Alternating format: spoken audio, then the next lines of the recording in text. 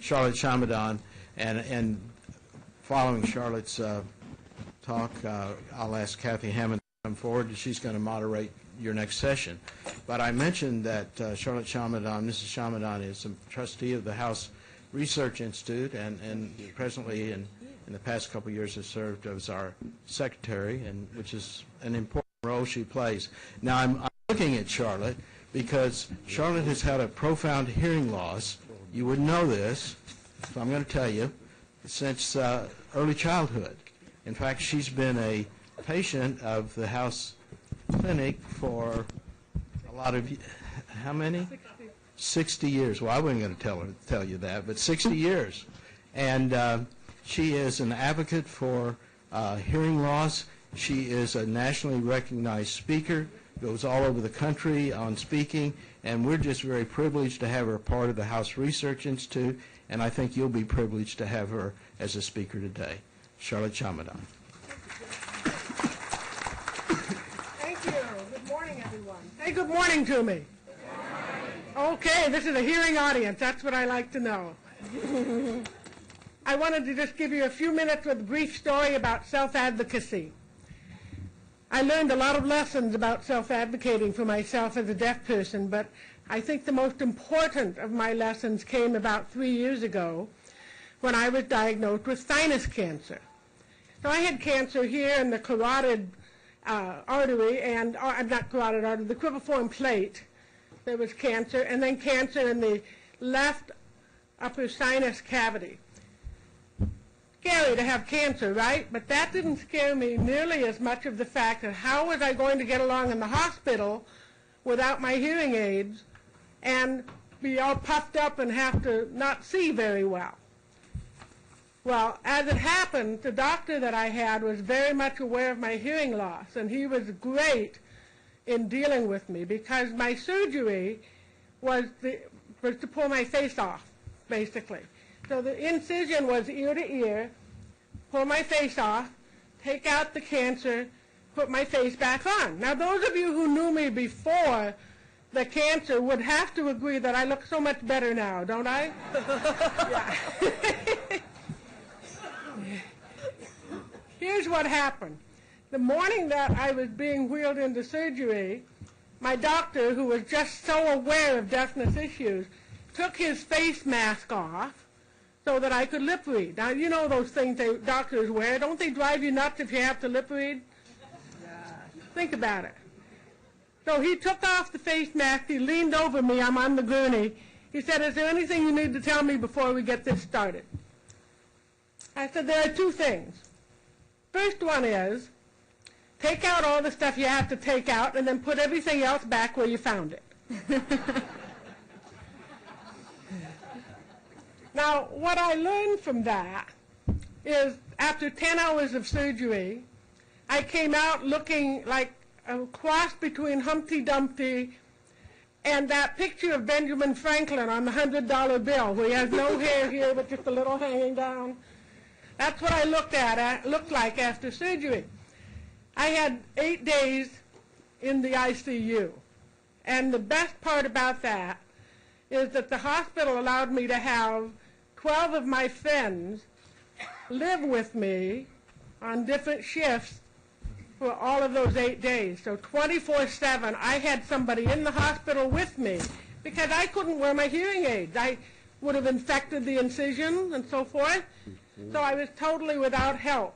And I was kind of squinted like this, so I really couldn't lip read to my best advantage. I had my friends who stayed 24/7 in the hospital to interpret for me, get right in my face, because you know the worst thing about being in the hospital when you're deaf? It's the nurses.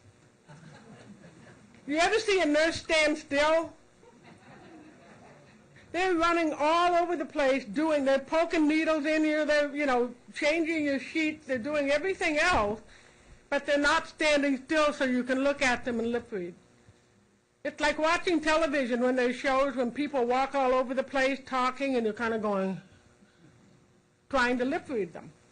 So my friends would get to the nurses and say, "Stop." But they only pay attention for 10 minutes. That's the way most of the world is. You can tell them you have a hearing loss and you need to lip read and please look at me so I can see you, and they get that for about 10 minutes. And then they're back to their old tricks. One of the things I did in the hospital, this was my very first time in a hospital as a patient, okay? So I didn't know about all the gewgaws and the devices. Now my friends have put up signs that say, patient is deaf. You must look at her to talk.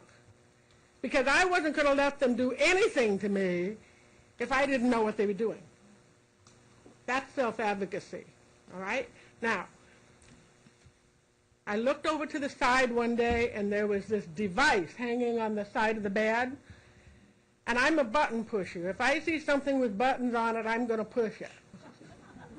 Don't ever elect me president. We could be in great trouble. So I saw this device, and it had this big red button on it. And so I picked it up, and I'm still kind of, and I went, the light didn't go off, the TV didn't go on, nothing seemed to happen, so I was disappointed. I said, well, I'll try this again. Hold it down for longer. Nothing happened. So I said, okay, maybe it repeated. So I'm for maybe 30 seconds. And all of a sudden I got 8 nurses and 3 orderlies in the room. And they said, did you want something? And I said, I'm wondering what this does. And they said, it's an intercom. We've been asking you, what do you want?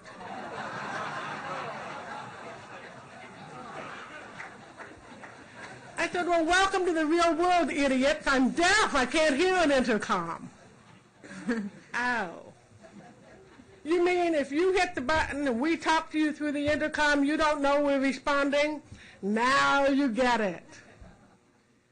So there are a lot of lessons to learn in the hospital when you self-advocate. And you do have to self-advocate because doctors and nurses, dear people that they are, finely trained as they are not trained in dealing with the deaf community. You must self-advocate for yourself in those instances. The second thing I told my doctor the morning he wheeled me into surgery, remember I told him put everything back where he found it? I said, I have one other request. He said, what's that? And I said, I'd like to come out of this looking like Audrey Hepburn. And he looked at me and he said, he looked all over my face, and he said, sorry, Charlotte, not enough neck. Thank you very much.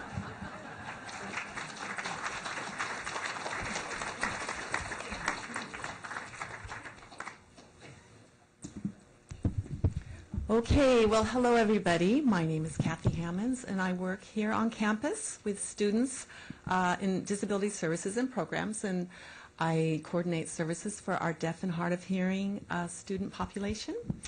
And we have a great lineup for you today. The goal of our panel is to really talk about the impact of hearing loss on relationships, on communication, on your social involvement, but also the primary goal is to give you really good, practical, take-home information that you can use, practical, effective strategies, coping strategies, tips, solutions, resources, things like that for you if you experience a hearing loss or if one of your loved ones or someone in your circle experiences a hearing loss, because it can be frustrating for all parties.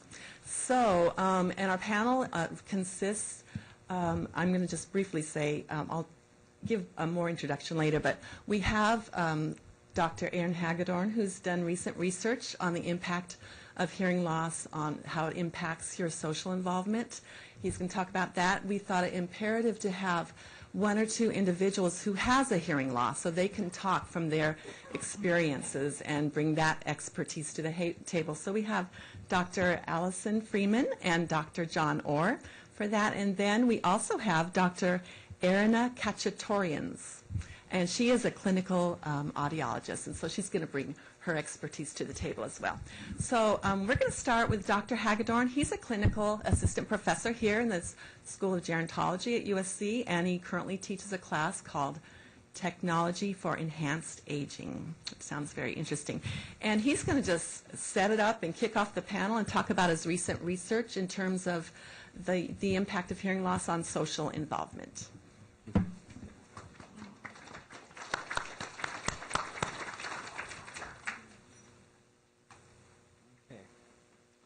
So 99% of the time when I talk, nobody in the audience knows what presbycusis is, but you guys have been educated. That's age-related hearing loss.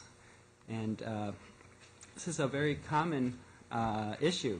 Affects up to about a third of people 60 and older, and about half of people 85 and older. And what's really interesting about this is most people with hearing loss don't have hearing aids. They don't seek out help. The vast majority of cases. So while there are a lot of solutions, the vast majority of people don't seek that out. And the effects of this age-related hearing loss can be fairly profound. So just to give you a little perspective, hearing threshold, about 40 decibels is about a whispering sound, and 60 decibels is about a speaking sound. And you can see people with just even mild hearing loss can start to lose that ability to hear speaking levels, particularly high frequencies. And this is one reason why a lot of older men have a hard time hearing women's voices. But higher pitched voices are harder to hear. So men have an excuse.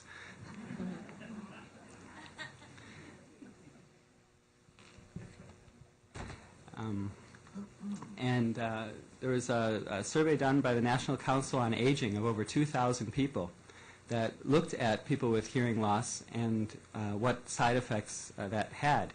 And it's associated with an increased experience of sadness, higher risk of depression, more worry and anxiety, paranoia, less participation in social activity, and more kind of emotional turmoil and insecurity. And the issue is, these are people that had decent hearing throughout their life and then suddenly have this declining ability. And this causes people to kind of appear more confused all the time because they don't know what's going on. They're missing details. They lose interest in going out because they can't hear what's going on. They feel left out. So that leads to isolation, depression. And even a recent study showed that people with hearing loss are at higher risk of Alzheimer's disease. And the more profound the hearing loss, the higher the risk. And it's thought that this is probably because the brain is getting less stimulation, partly because you're not learning as much, because you're not hearing what's going on, partly because you're not going out in the real world to experience things quite as much. And sometimes the hearing loss may it increases your risk of depression, which increases the risk of Alzheimer's as well. Also, it's important to know that almost everyone develops symptoms of Alzheimer's disease by the time you reach 85 and older. But not everyone will show the symptoms because of something called cognitive reserve. We have essentially redundancy in our brain so that our brain can handle a certain level of brain damage. And if as long as your brain maintains that redundancy, you can avoid Alzheimer's disease. And with profound hearing loss, a lot of times people aren't able to maintain the level of stimulation they need to prevent dementia. And then among those that actually use hearing aids, so they receive some improvement in their hearing, you see that not everyone, but more than half of people say that this improves their relationships at home, it improves their feelings about themselves, their overall health, their mental health, their self-confidence. And so the first column is reporting people's perceptions of themselves, and the second column is reporting their family's experience. So you see that just having improved hearing can have a very large impact many important aspects of one's life. So I'm doing a research project right now looking at the onset of visual impairment and hearing loss and what effect that has on people's social engagement and then on Alzheimer's. And we're finding that people, it's a longitudinal study looking over 10 years, and we're finding that people who experienced the onset of hearing loss, which is about 18% of the people in the survey, their participation rates in social engagement dropped by 80%. And they have a double the mortality rate of their age peers and very high rates of depression. So it fits with what other people are finding in the field. And so many people don't seek help. They don't look for hearing aids. And there's lots of denial. Very common people report that their hearing just isn't bad enough. And then a major issue is it's too expensive, as you heard, $1,500 or so for a starting level hearing aid. That can be a lot, particularly when the median income of people 70 and older is only $20,000 a year. So the older population in general doesn't have a lot of disposable income, and still some stigma associated with this. And the sad thing is we've had this technology for improved hearing for quite some time, going back to 1600s essentially. We've had ear trumpets and the like, and even some fancy glasses with hearing aids connected in the 1930s. And the first all-transistor hearing aid since 1953. And yet a lot of the major developments are happening recently. So I just want to mention briefly, there are some simple technologies that are much cheaper that can make some difference, but for many older people, this may not be enough. This can improve some conversations, it can improve communications on some level, but oftentimes they need a lot of encouragement from family, from friends to continue to be socially engaged, because that's really the key, essentially, for preventing Alzheimer's and or delaying a lot of age-related problems, is that social engagement and being socially involved. So that's kind of the take-home message I have, is for people with hearing loss, it's very important for their family and friends to make sure they're active in the community. Thank you. Mm-hmm. Thank you, Aaron. Okay, and yes, thank you. And we'll hear more about technology in our third panel. So next we have Dr. Allison Freeman. She was born with a hearing loss. She is a clinical psychologist. She's a staff psychologist at Cal State University Northridge, where, as maybe some of you know, there's a significant population of deaf and hard of hearing students there. She also has her own private practice, and she's going to talk to us. I'll start off with a question. Can you talk to us about some of the issues that deaf, hard of hearing individuals have in communicating and being around their family and friends, and talk about your own experience in regards to that? Sure.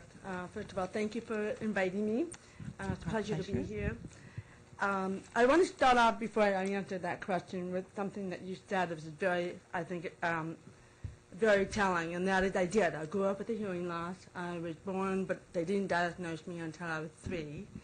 And they found out, my parents found out when they bought me a buggy, and I had no idea what it was, and they kept telling me what it was, and when I didn't respond, they finally figured out that what little girl, 3, doesn't know what a buggy is. So that was when they first took me to the John Tracy Clinic. But I want to jump to what you said, because this is one of my very favorite stories, and that is, I remember growing up, and when I grew up, my mother and my father, we had a conversation, and my mother said to me, you know, you always listen to Dad more than me, and I never quite figured it out. And I said to him, well, duh, I can hear Dad better than you, because he had a deep voice. And my mother, all these years, had her feelings hurt, not realizing the truth in that I could understand my father better than her. So I tell that to parents a lot, you know, that you have to be aware as a parent or a person, how does your voice come across? So In response to your question, personally, I experienced the hard of hearing syndrome, which was I would go back and forth between being hearing and being deaf. But I grew up in the hearing world. And so for me, being hard of hearing, my best coping skill, which was not a good one, was to fake it. And so I grew up trying to be as normal as possible because the thought was when I learned sign, if I learned sign language, people would know I was different, and therefore they would think I was deaf and dumb. So I spent years trying to perfect my speech and trying to pass as normal. And this is something that I see almost every single client of mine and friend, young or old, that the beginning stages of dealing with a hearing loss is trying to fake it. And I learned the hard way. It's very similar to Charlotte, you know. For years I would fake it, and I would fake it, and I would fake it. And I had an experience that changed my life. When I was 21, I was traveling with my best friend to Greece. And I was checking out of a youth hostel or something, and I was at the table, the front desk, checking out, and I was writing and looking for my money. And all of a sudden, I hear my girlfriend coming out and saying, "Yes, as a matter of fact, she's deaf, and she's not dumb." And what happened was, the man was looking at me, and I didn't know, and he was saying, "What's wrong with you, you stupid?" And my girlfriend was so enraged, and when I saw her expression, it was like, whoa, okay, this is it. I better start educating people. And from that point onward, I became a very, very strong advocate for myself. And so I know John and I both talk about that a lot, that the very first tool that I work on, personally as well as professionally, is the best coping skill is to learn about your own hearing loss and to educate other people. And guess what? You're never going to stop educating people till the day you die. Okay? To this day, I was just talking to somebody out here who says she's deaf, and just last week somebody said, "What's wrong with you? You deaf and dumb?" Okay, 2013, we're still coming across people who say, "What's wrong with you? You're deaf and dumb." Okay? So I've learned not to get angry about it, and I treat it as being they're ignorant. And I find that, number one, if I educate people, then it helps me to keep back my own anger and frustration. Because once I educate them, they go, "Oh," and then they treat me differently. And what I also tell people in my practice, when they're going through this process, and they tell me all these embarrassing stories, I say, "Okay, so think about it. Would you rather be thought stupid or deaf?" Because what happens is when you try to fake it, you either are thought rude, or you are dumb because you respond to the question wrong, or what? And when you put it that way, then it makes it seem like, oh, yeah, I would rather be deaf than be thought stupid or rude. So those are like the cornerstones of what I do when I talk about self-advocacy, personally as well as professionally. And I don't know how much, yeah. Could you talk about your strategies, the 4 A's, I think? Sure. I didn't know how much time I have, but Maybe like 4 minutes. 4 minutes, okay. I come up with my own stress management protocol, okay? And that is that one of the problems with a hearing loss is the sense of a loss of control. And having control for any human being is critical. And the best way that I have found to have a sense of control over my hearing loss is education. And what I talk about is I talk about the 4 A's. It used to be the 3 for those of you who have seen me talk before, but it's the 4 A's. And the first is becoming aware of your own hearing loss so that you can educate other people. Okay? Then to realize that you have choices. And the choices you have are to either avoid the situation, to ask for an alternative, or to just accept the situation. And I find that when I have a choice, I don't feel as bad about making those choices. So, for example, okay, I get invited to someone's house for a party or something, and I know there's going to be lots of people. So I say, okay, I used to always go and always bake it, and by the time I get home, I'm exhausted. So now I go, I may say, no, I'd rather not. It's just too frustrating for me to hear, and I hope you understand. Well, before somebody would say, well, you're just copping out. Well, guess what? I don't believe that anymore. It's about preserving your energy. What can you do? So that's one thing. Or if I get invited to a restaurant and I know it's very loud, then I'll say, you know what? I'd like to go, but it's a really noisy restaurant. Who's going? And is it possible that we could find an alternative restaurant that might be quiet? The Japanese restaurant and the Chinese restaurant tend to be the best places, although that's changing a little bit. Right? And the other is, the last A is accepting the situation. And I do this every year when I have a holiday dinner at my family, and I know that I have to go, and I'm just going to accept it the way it's going to be. I don't like it, but I'm going to accept it. Every once in a while, every few years, I might say, you know what, I've had it, I'm not going. So I find that when I can think of those choices, then I don't get stuck into pitying myself and feeling sorry for myself, or hoping that somebody else will read between the lines and figure out what it is that I need, or to rescue me. So with that, I want to say, even with those choices, doesn't mean that I'm accepting and I like being hard of hearing. It just means that it makes it a little bit easier and manageable, and to look at myself as an educator, and that takes me out of the victim role.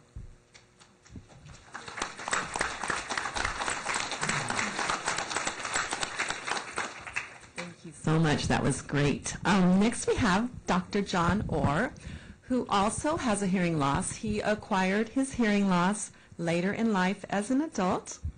He is a retired faculty professor of religion here at USC. He was also a dean of School of Education.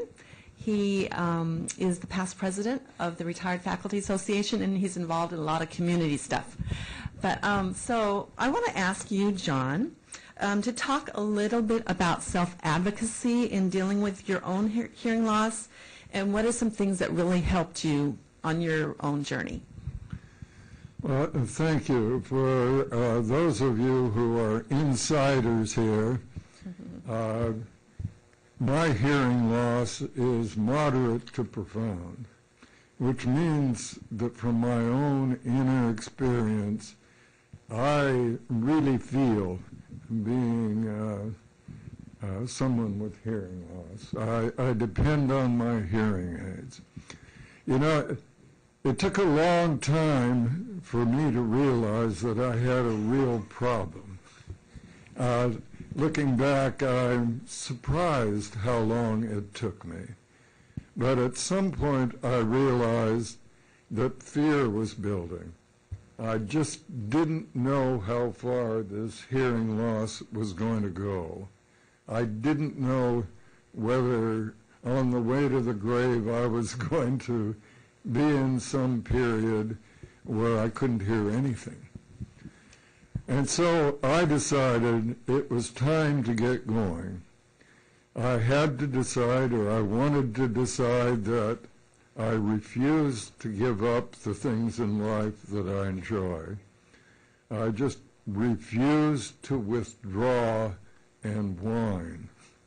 And I felt that to do that, I had to build a network of people around me, people who knew what was going on, people who were committed to each other, and people that we could be honest with. And so I started with my family. We have a loving family, a family where there's a lot of talking. I was a professor. I have lawyer sons, lawyer daughters-in-law, and we talk and talk and talk and analyze and analyze and analyze. Now, let me start by saying that my wife shares as many frustrations as I do. And I am so grateful for her loyalty.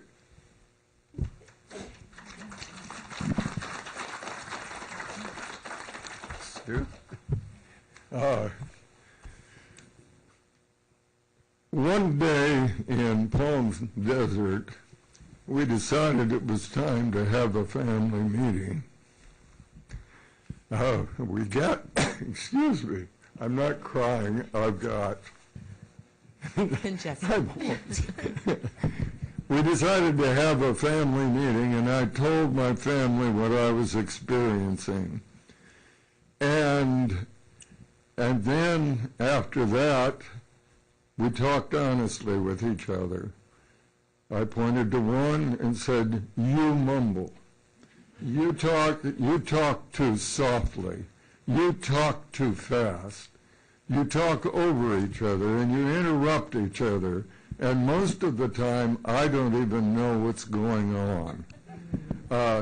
Now, either we're going to get together and decide that we're going to know how to speak with each other in ways that we understand, or we're just going to make a hard situation for each other.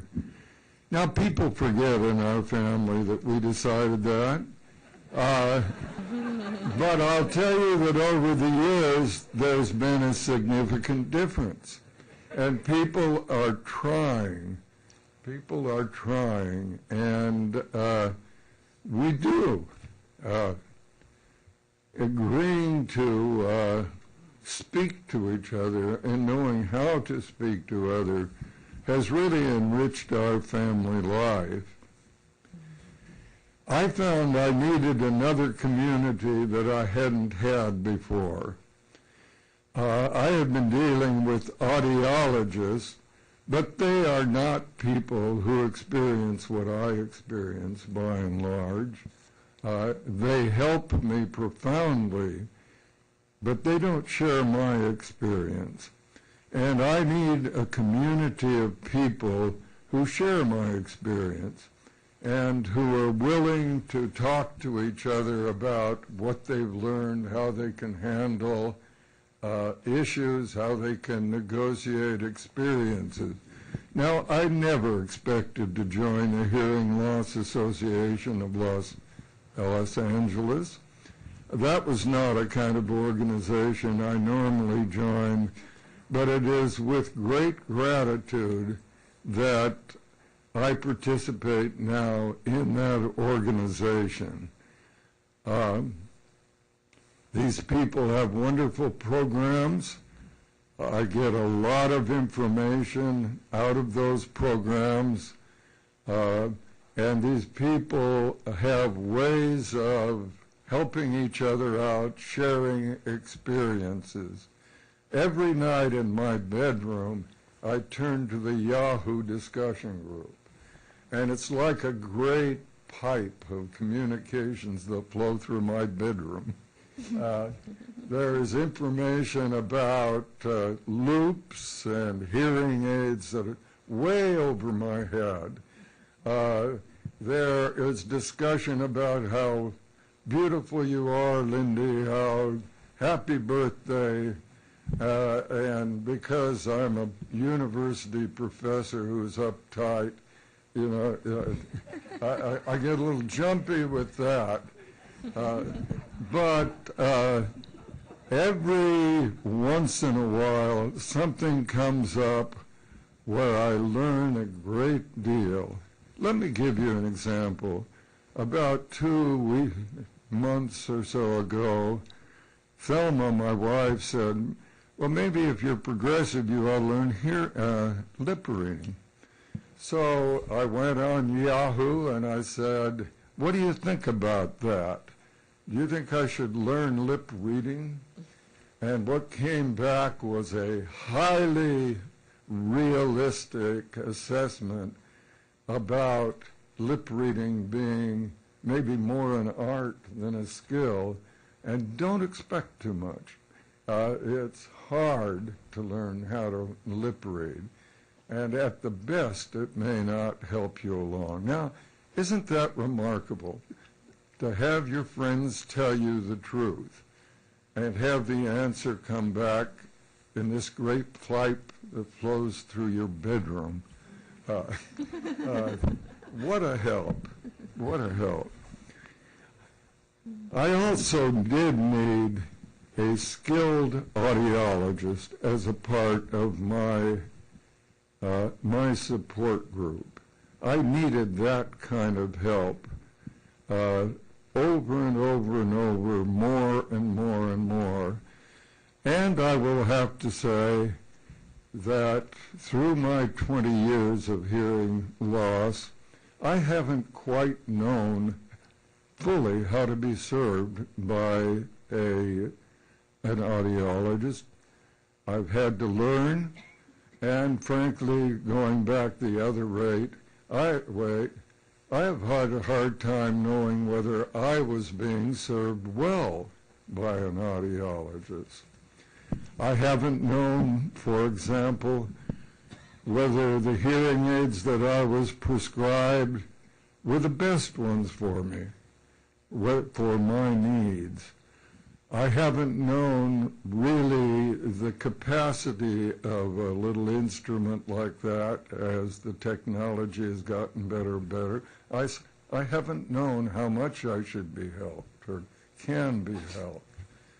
I also have never known, and I have to depend, I've not known whether my audiologist, who I like so much and trust so much, really has the patience, the skill, the art, the intuition for giving me the settings that I need. I haven't known whether the instruments that I wear, whether they are giving me everything they can give me. I knew when my audiologist retired about a month or so ago that it was very important for me to choose the right audiologist for me. And I knew that that was a task that I had to give great energy to. The reason I knew I had to give great energy to it is for 20 years, every time I've bought a hearing aid, the minute you enter into that relationship, or I entered into that relationship, I was on a 2-year commitment, a warranty period. And free services come in that are prepaid when you buy your hearing aid. And so I realized that the chances were very large that whoever I chose to be the successor of the retired audiologist was going to be somebody I was working with for at least 2 years. And so I went on a quest. I asked my friends about referrals, and I kept asking them, why? Why do you like this person? What do you see in this audiologist that makes me want to choose this audiologist? What are problems? I must say I got a lot of help from people in the Hearing Loss Association who would be telling me particularly about their experiences. And then I found, and by the way, several names popped up regularly. And then I went on a website looking for people within reasonable driving distance. And in that search of reasonable driving distant audiologist, I found a printout which is going to be available to you on the Hearing Loss Association table. A printout of questions to ask before you commit yourself to an appointment with an audiologist. Now, I'm making that available to you not because I used it, but because it was an inspiration to me. I knew that I had to prepare my own list, and what I did was I made appointments, 10-minute appointments with 10 audiologists who were willing. Let me just give my questions and then I'm out. I'm sorry. Sure, it's okay. Here were my questions that I delivered before I made an appointment that I knew would lead to a sale. How do you decide what hearing aid is best for me? How do you know that the strengths of a particular hearing aid will be configured to my need? And do you know enough about various brands that you can choose what you consider to be best for my need? Tell me about that. I also wanted to know, tell me about the process that you will use to provide settings for these hearing aids. How can I be confident that your settings will use all the capacity of these hearing aids? Will you start me with factory settings, or will you commit to me to go maybe a month or two, back and back and back, refining these settings? Tell me about that. Will you encourage me, this is question 3, will you encourage me to purchase hearing aids that have installed within them a telecoil? Will you encourage me to do that? Because I have learned that having a telecoil opens to me a vast world of better hearing through assistive listening systems.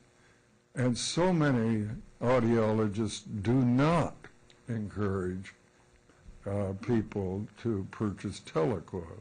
And the very last question, if I tell you what I enjoy in life and don't want to leave, will you help me identify the electronic devices that may help me enjoy these settings? Because I am aware that there is a world of gadgets that can help me. Do you know about those gadgets? And will you help me, you who understand my hearing loss, to use these to the maximum? Okay. Thank you. Very good information. Thank you, John. All righty. Well, that segues right into our last panelist, Dr. Arine Khatchatorians. And she is a clinical psychologist, audiologist in Orange County, the Shohet Ear Associate. She's also certified and licensed through the state of California. And my question for you is, there are several different types of medical service providers in the field of hearing loss, audiologists, ENT, the hearing aid dispensary at the strip mall down the street. Can you talk about the different professionals in that field? What is their role, and what can we expect from each one of them? Thank you.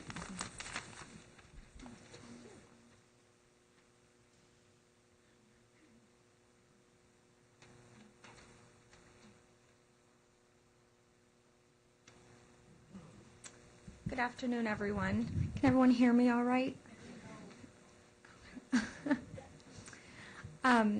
Thank you for having me here today. And hopefully this will segue really well, I think, with Dr. Orr's talk, because I'm going to try to give you guys some information as to where to begin. Okay. So oftentimes when we say, I think I have an ear or balance problem, who should I see? And this can be a very loaded question, and you guys probably all at some point or weekly receive mailers, see ads in newspapers, And there's a lot of things being advertised, but it's important to have information so that you can make an informed decision. So my goal for today is to try to provide you with information so that you can find the most qualified professional to help you in a comprehensive and efficient manner.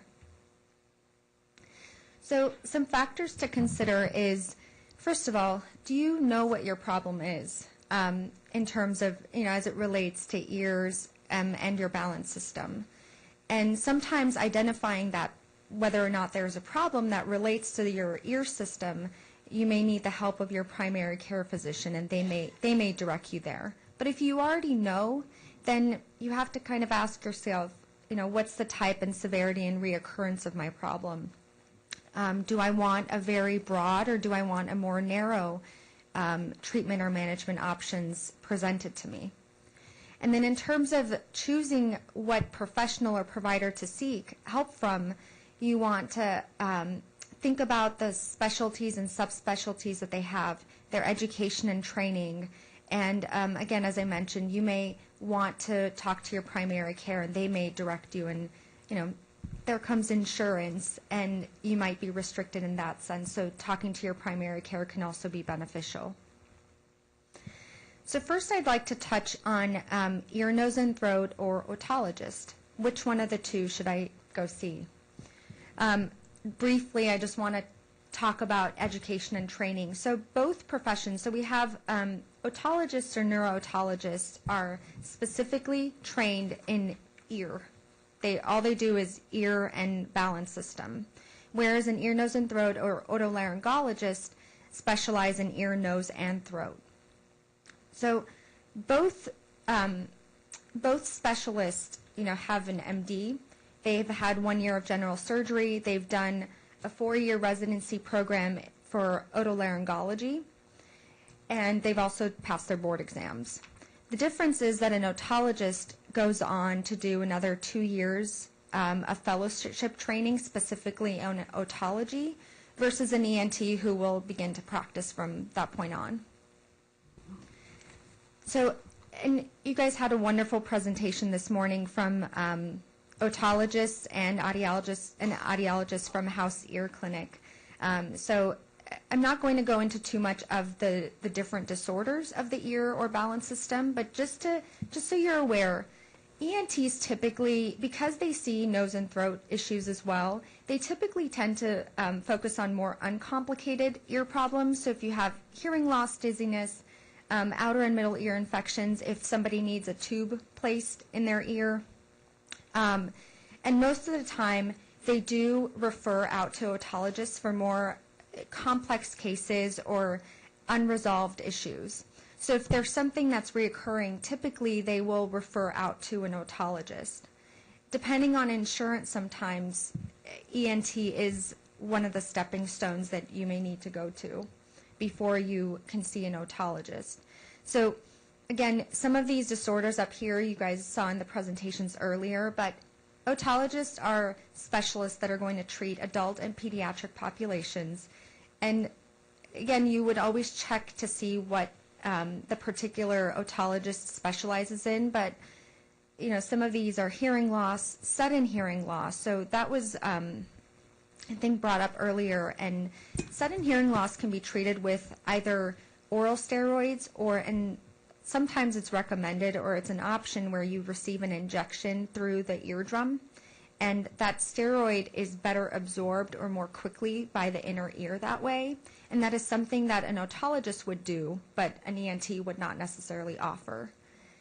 Vertigo or dizziness, there are different causes: Meniere's, positional vertigo, otherwise known as BPPV, cochlear or vestibular hydrops, ear malformations, any type of ear infection, tinnitus or ringing in the ear, hyperacusis, otosclerosis, mastoiditis, exostosis or surfer's ear when people have bony growths in the ear.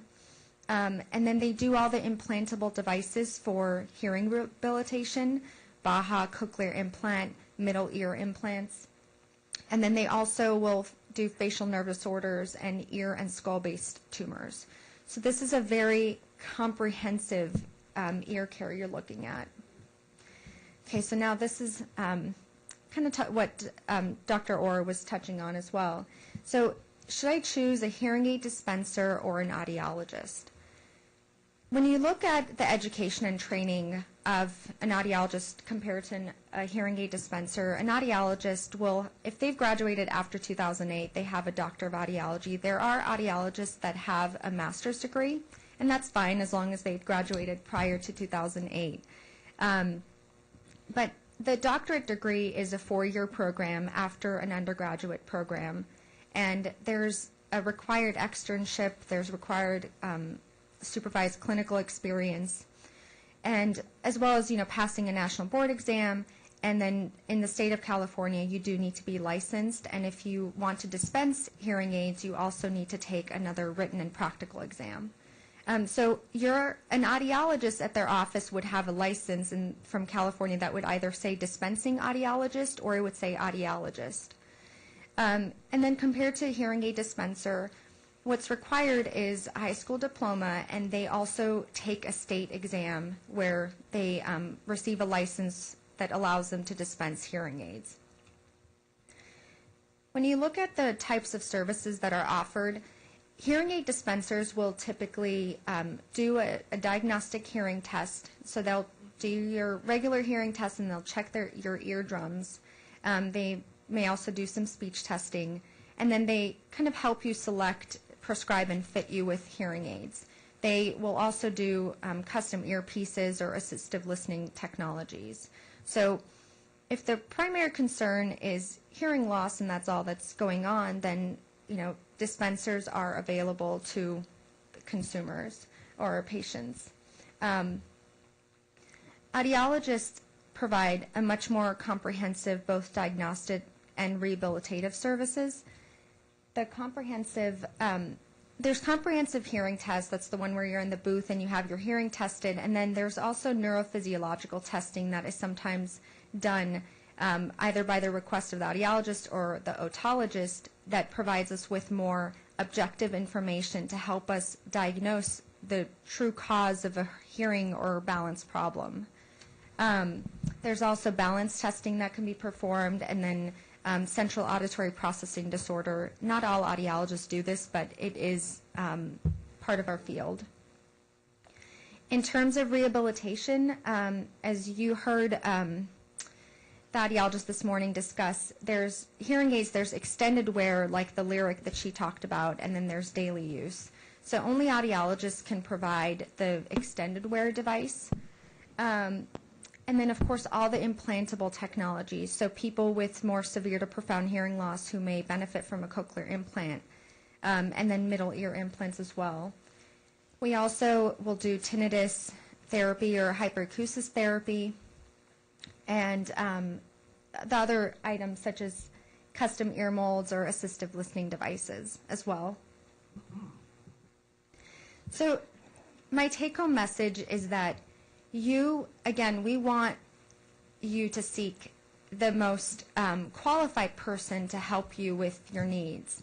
And in my professional opinion, I do believe that otologists are going to be able to provide the most comprehensive medical and surgical treatment options for hearing or balance-related disorders.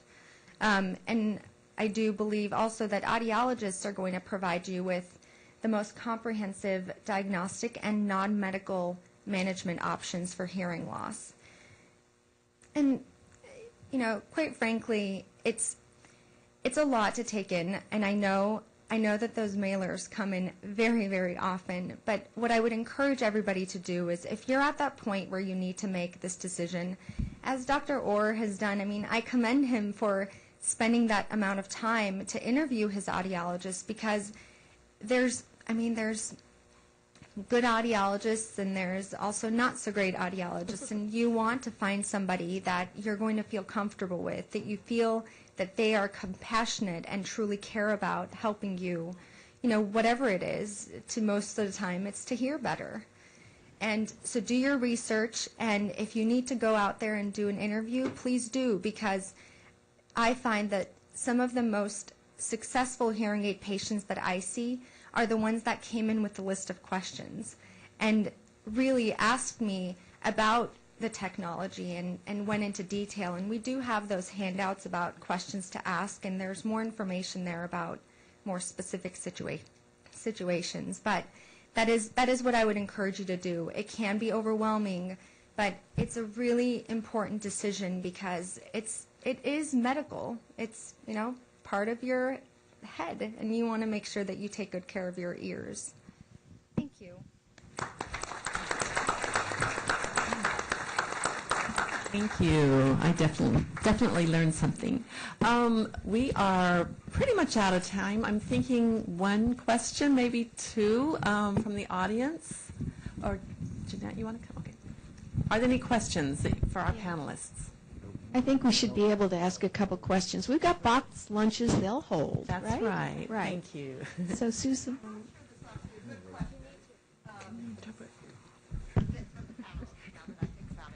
I venture to say, we're on senior care, USC senior care, and I'm sure that many of our colleagues are as well. And I'm just wondering whether anybody has any advice, or it probably would be John, whether he began within the USC system of going to USC, ENT, or whatever.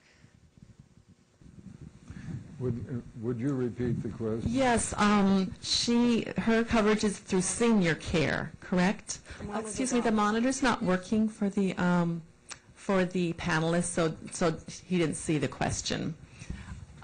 So as far as coverage for hearing aids, those individuals who have senior care for their insurance, do you have any suggestions or? I am blessed by being under Medicare and under private insurance provided by the county through my wife. So I'm not the one to ask that question. Okay.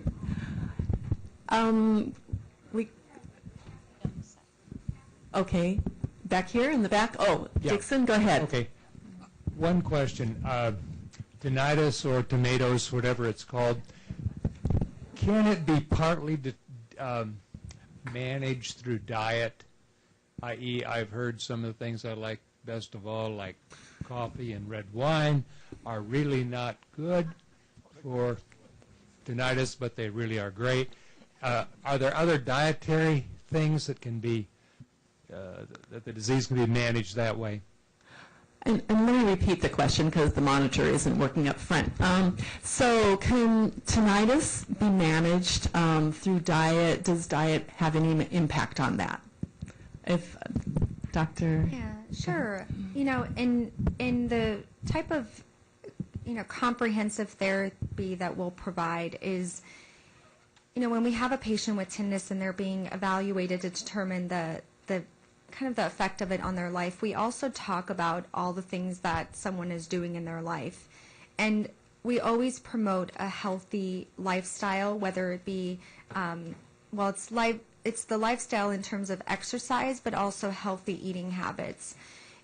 Caffeine, including coffee or soda, has, there's research to support that it may make it worse. Cutting that out wouldn't necessarily make it go away. Oftentimes, I'll have my patients try it, where they reduce or eliminate the intake of caffeine or wine, to see if it makes any difference. And honestly, if it doesn't for them, I say, have your wine. It's like, if it's not really making a difference. Okay, up front, the woman right here, up front. Wait, there's a mic.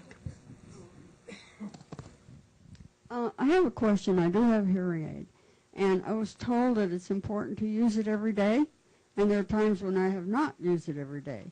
And I guess the reason is that the ear needs to hear vibration in order to stay healthy. Is that true? But I know I should wear it every day, and I'm trying now because I was told to, but I wasn't doing it. Right. Do you want to address Sure. that? Thank you. So we recommend daily consistent use because we want to keep that hearing nerve stimulated. There's something called auditory deprivation, and what that means is when we actually, it's our brain that processes the sound. Our ears and our hearing system will pick up the sound and transmit it via the nerve up to the brain for processing. And so when that nerve is not being exercised, so it's not receiving enough volume, without wearing the hearing aid, then that nerve is not being stimulated. Not wearing it, if you missed a day or you took it out early one night because you were tired, that's not going to make an impact long term. What would make an impact are people who have a hearing loss who have never worn hearing aids, or people who have hearing aids and they never wear them. So I would say long-term effects, you could result in that nerve pathway not transmitting information as well. So even if you wore hearing aids or you started to wear your hearing aids after years of non-use, then the clarity of what you're hearing may not be as good as it was years ago. I would add that from my point of view, it is very important to wear your hearing aids all the time. And the reason I say that is it's relational too. It is so easy to take your mate for granted and to come home because you're so tired and sick of wearing a hearing aid, take it out, and what is suffering but will be the communication that you have with your family. Respect your family and commit to wearing the things that keep communication open. And I'd like to just add that the other thing is that if you're not wearing your hearing aid often, it's easier to withdraw more and more and more over time. So psychologically, not only are you doing it for your family members, but for yourself as well. Personally, maybe because I was born with a hearing loss, I can't imagine not wearing my hearing aid at all. So it's, psychologically, it's also important. It's the last act in the take them out, put them in a box. Yeah. I should also add that if there's a reason why you're not able to wear it, such as it hurts your ear or it's not helping you, that's when you go back to your audiologist and you try to troubleshoot what's the reason for not if it's just not wanting to versus an actual reason where it's not benefiting you if it hurts your ear. Thank you all. Go ahead. I can speak to the Keck School of Medicine and the audiology department there. I'm on senior care. My primary physician said you should get a hearing test. So the hearing test was scheduled at then the USC school hospital. And when I showed up, the technician who was going to do the hearing test looked in my ears and said, "I can't do the test. You've got wax in your ears. I can't remove the wax. I'm not allowed to do that. You have to find a doctor here in the hospital who will do that." So it was left up to me to run around and try and find a doctor, and this was late in the afternoon. It was 4:30. And I did find a doctor who was willing to do it, but cautioned me, and of course senior care paid for that because it was a doctor who was doing it. So just a word of caution. I don't know, you may address how it's handled in an audiology clinic where there's not a doctor present, how that's handled. But that was my experience. I'm not saying that's the experience today, but that's what it was 2 years ago. Okay, unfortunately we are totally out of time. So is there anything that needs to be said about lunch? We're going to have our box lunches out in the courtyard. I believe that Bob Scales is, Bob, did you set up some hearing device, the assisted listening devices out there? Yes? Yes? And our exhibitors, we have them out there, right? And also, our exhibitors are out there, and we will meet back here a little bit before 1:30 so that we can hear all about the new technology. Thank you. Thank you, guys. Thanks so much. Great panel. Thank you. It's a pleasure to meet you, Dr. Orr. How many people do come in?